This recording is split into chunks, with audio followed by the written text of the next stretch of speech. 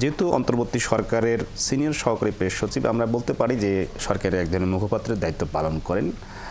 সরকারের দিক থেকে সফলতার বিষয়টি আজ যেটি রোহিঙ্গা প্রত্যার্পণ নিয়ে আমরা নিশ্চিত হয়েছি, কিন্তু একই সাথে অন্তর্বর্তী সরকারের জন্য একটি নতুন চ্যালেঞ্জ যে বাংলাদেশ সহ 60টি দেশ তাদের মধ্যে নতুন শুল্ক আরোপ করেছে যুক্তরাষ্ট্র।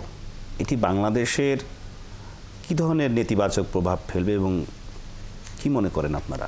দেখুন, এটা বা সেটি মোকাবেলা করার এটা একটা সারা পৃথিবীর জন্যই, এই 60টা দেশের জন্য না, শুধু ইউএস এর নিজের জন্য এটা একটা নিউ চ্যালেঞ্জ।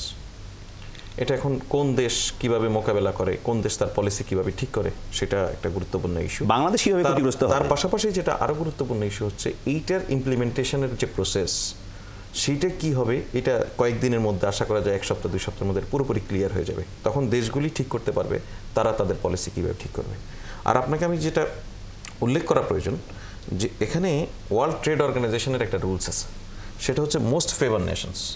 বাংলাদেশ কিন্তু এই মোস্ট ফেভার নেশনসের মধ্যে একটা, ইউএস এর কাছে। সো এই মোস্ট ফেভার নেশনসের মধ্যে একটা হিসেবে বাংলাদেশের জন্য যে 37% বলা হয়েছে, ঘোষণা হয়েছে, এটা কিন্তু টোটাল, অর্থাৎ আগে যেই 15% ছিল সেই 15%-এর সঙ্গে কিন্তু 37% যোগ হচ্ছে না, টোটাল 37% হচ্ছে। অপরদিকে আপনি যদি চায়নাটা হিসাব করেন, সেখানে সম্ভবত 34% যুক্ত হলো, সেটা কিন্তু তার আগে যাচ্ছিল তার সঙ্গে যোগ হবে। একই সঙ্গে পাকিস্তানের ক্ষেত্রে যদি দেখেন, পাকিস্তানে 29%, সেটাও তার আগে যাচ্ছিল সেটার সঙ্গে যোগ হবে।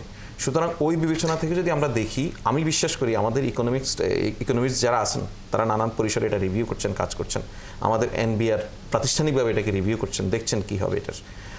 আমাদের ধারণা এর ফলে শুল্ক বাড়বে, এটা সত্য, কিন্তু আমাদের অর্ডার কমে যাওয়ার সম্ভাবনা নেই।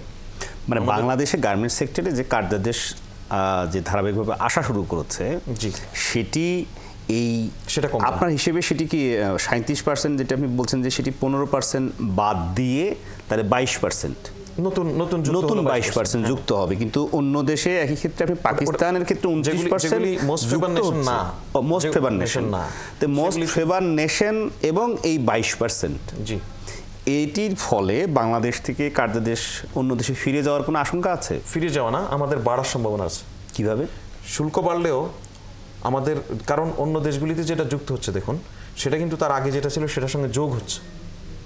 যেগুলি মোস্ট ফেভার নেশনের বাইরে, যারা আমার কম্পিটিটর, সেখানে চায়না এবং আপনার পাকিস্তান মোস্ট ফেভার নেশনের মধ্যে নেই ইউএসের জন্য। সুতরাং তাদের সঙ্গে এই 34% এবং 29%, এটা তার এক্সিস্টিং যা আছে সেটার সঙ্গে যুক্ত হচ্ছে। আমার ক্ষেত্রে কিন্তু টোটাল হচ্ছে 34। সুতরাং আমরা ওই জায়গায় আমরা একটা ফেভারেবল অবস্থানে থাকবো আশা করা যায়। এটা আরও বিস্তারিত খুব অল্প সময়ের মধ্যে সরকারিভাবে হয়তো পাওয়া যাবে, বা আমাদের যারা বিশ্লেষক আছেন এগুলি নিয়ে কাজ করেন তারাও বিশ্লেষণ করছেন। আমার সম্ভবত আমরা এখানে আশঙ্কার কিছু নেই।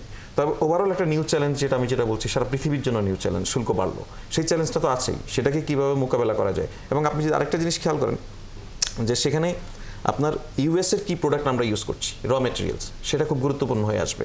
বাংলাদেশ কিন্তু ইউএসের তুলা ব্যবহার করে তৈরি পোশাকের ক্ষেত্রে, সেক্ষেত্রে আমরা এই জায়গাগুলিতে আরও আলাপ আলোচনা করার আমাদের কিন্তু সুযোগ আছে। এবং প্রফেসর ইউনুস যেটা বলেছেন যে সেটা নিয়ে সরকার ইতিমধ্যে কাজ শুরু করেছে, কাজ করছে।